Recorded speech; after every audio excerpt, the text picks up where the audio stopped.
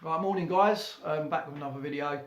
I'm in my studio today because my son's kicked me out, he's playing with his Nerf gun. Not the best place to try and do a counselling video. Like before I get going with this one, I just want to kind of say, that this is going to be it's a very delicate field this, and I want to share in a way my anxiety about doing this channel because I'm kind of putting myself out there where could be very criticised for the way I go about things. I know that I'm not going into this on a massively deep level because at the end of the day that's not really how I want to work with it on this channel. It's kind of more of an approachable, easy to understand method, and there are deeper, more complex methods of getting over these problems. But the one thing that I would say is that in the mental health field there is no solution. There is no one solution that works for everybody. If there was, you'd just go to the doctors and he'd say to you, right, yeah, you do this, you do this, you do this, and you'll be okay. I think as well, a lot of the issues that come from the therapy is the fact that you've got to be a bit more aware. Like, I think people got to be aware of what type of therapy might work for them and what they might need. And it's the same as when you go to the doctors. If he tells you, he's a doctor, so he tells you, you've got to cut that out and cut that out, otherwise you're in danger of this, and you're going to want to do it because you're being told that. I think a lot of people go to therapy and they think the same thing. They think, well, this person's an expert on life, and they're going to help me and they're going to be able to sort of get me where I need to be. Not always true. There's some amazing therapists out there. There's some absolutely amazing people working in this field, but there's also a lot of cowboys that have done their training and then sit with the person-centered approach of you come in, you sit down and you just offload, and they just listen to you, take you 40 quid, that'll go on for months.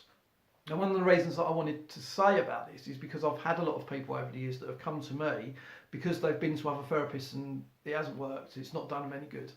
And the therapist hasn't sort of sat and reviewed things with them and said, look, is this working for you? You don't seem to be sort of moving forward very much. Is there another way we can do this? We could tailor this a little bit. And there's not enough of that. I think that there needs to be a light shone on this a little bit because there is people out there that are doing damage. I've seen people that have said that on their first session they were told they had to pay 6 sessions up front, and to me that is ludicrous.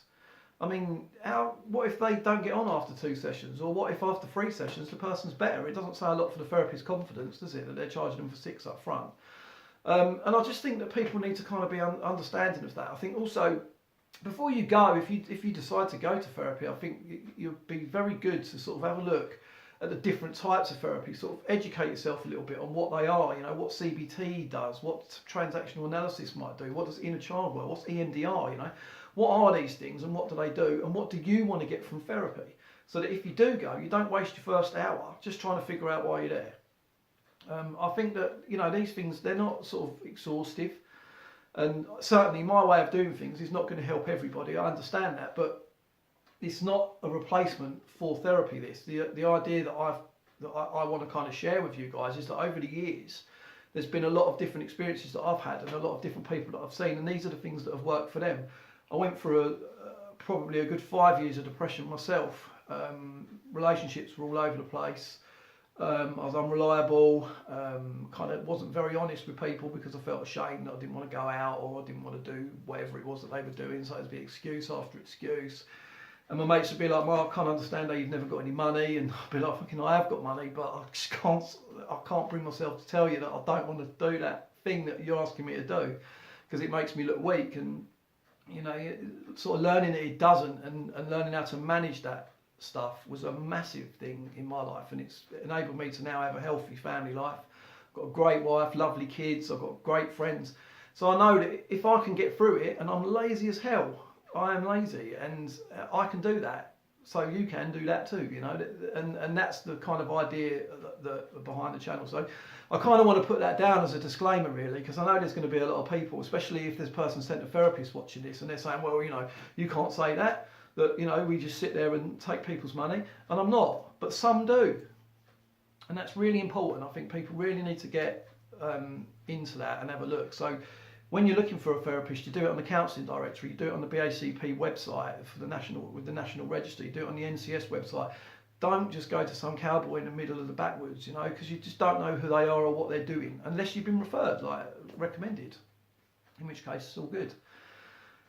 So yeah, really that's kind of, if you want more information about that and you want me to go into specifics, I can, it's not an issue, but I suppose really I thought that as much as I'm anxious and I'm nervous about this channel, I'm also quite enjoying the fact that I've got a lot of experience and I want to share that with you. And I'm kind of looking forward to getting some of these things out there that I've seen that have worked. And yeah, they may be common knowledge in the therapy field. I don't know. I haven't sat on YouTube and watched 1,000 videos of what other people were doing, because if I did, it'd either influence me to do it a different way, or I'd think, well, maybe there's no point because everyone else is doing it anyway. So I don't know. Maybe there's 100 other people doing this, but. So yeah, so these are really kind of some of the things that I think I wanted to kind of put across in this video. So it's more of an informational thing.